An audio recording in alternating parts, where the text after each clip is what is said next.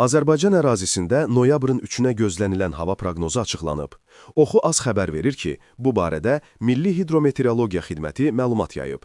Bildirilib ki, Bakıda və Abşeron yarımadasında bəzi yerlərdə ara bir yağış yağacağı, gündüz tədricən kəsiləcəyi gözlənilir. Şimal-qərb küləyi gündüz şimal-şərq küləyi ilə əvəz olunacaq. Havanın temperaturu gecə 10-14 qradus isti, gündüz 15-17 qradus isti olacaq. Atmosfer təzyiqi 770 mm civə sütunundan 773 mm civə sütununa yüksələcək. Nisbi rütubət gecə 70-80%, gündüz 60-65% olacaq. Azərbaycanın rayonlarında hava şəraitinin əsasən yağmursuz olacağı gözlənilir.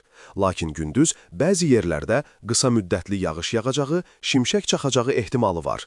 Bəzi yerlərdə ara bir duman olacaq. Mülayim şərq küləyi əsəcək. Havanın temperaturu gecə 6-10 qradus isti, gündüz 17-21 qradus isti. Dağlarda gecə 0-5 qradus isti, gündüz 7-12 qradus isti olacaq.